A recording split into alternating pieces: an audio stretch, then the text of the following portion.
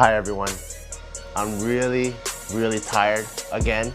And I know towards the end of the meet prep, it's just, the athlete is gonna be more prone to getting tired because the fatigue just keeps building up. I haven't deloaded in the past 12 weeks, but today especially, I'm especially fucking tired because I had to wake up at 6, because I had to train at 7, because I had to finish training at 9:30, because, here's the exciting news, drum roll.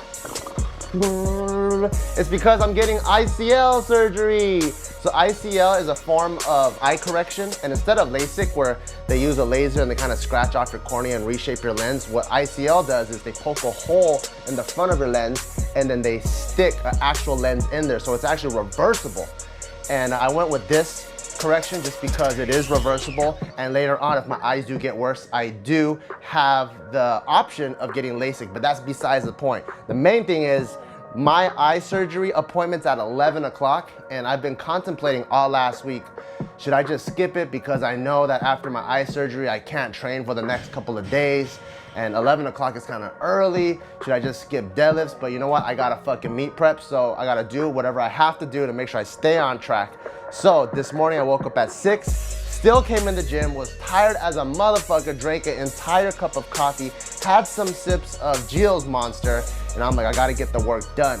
On the bright side though, the volume did taper off a little bit. So today for deadlift, I did 6 sets of 1 instead of 8 sets of 2 or 10 sets of 3 like before. And the 6 sets of 1, my body wasn't really fatiguing as much. Like I don't feel as much of a pump, but the weight is really heavy. So it does kind of wear me down. And I have to pull 505 for 6 sets.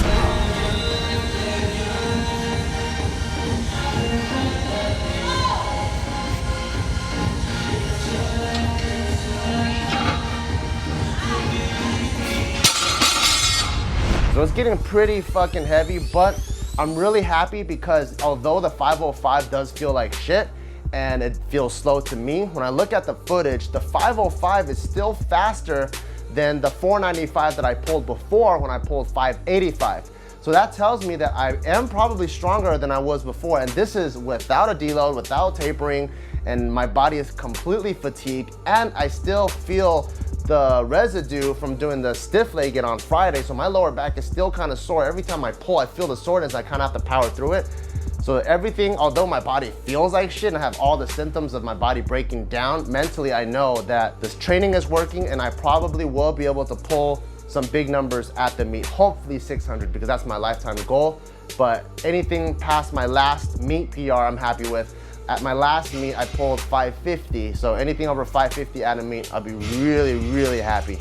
Then afterwards, I did squats and once again, dropped the volume. I only did 3 singles at 365, which is roughly like 70 or 75%, just to really dial in the form now because it's so close to the meet. I think we're about 6-7 weeks out that I don't really need to do any of the volume work anymore. I did all the volume work before, and because when I'm competing, I'm only gonna be doing 1 rep, I don't need to be doing sets of 5 or sets of 8. Now I'm just doing it, boom, singles, making sure I fire fast, and especially now that I'm squatting after I deadlifted with the fatigued back, if I can still move 365 relatively smooth, then that's a really good sign. After that, did good mornings. This is why I kept the volume, because having a strong lower back is really important for me with my morphology, the way that I squat and the way that I deadlift. So with this type of exercise, for most people that taper off, I would recommend you keep the exercise that is still the most beneficial for you. So for example, if you're more quad dominant in both your deadlifts and your squats, I would probably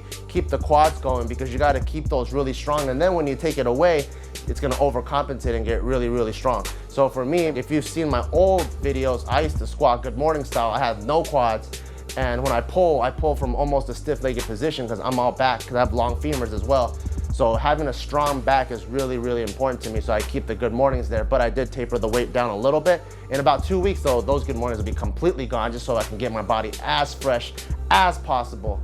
And then after that, we moved on to the bench. Once again, just dialing form now. 275 for 3 singles at a 5-second pause. Just making sure I stay tight at the bottom, getting used to holding the weight, just so that when I am competing, if the ref does take a little bit longer for him to say press, I don't freak out, I can hold it for a while. And everything is just very meat specific now. And then after that, just finished off the rest of the workout with some pull-ups.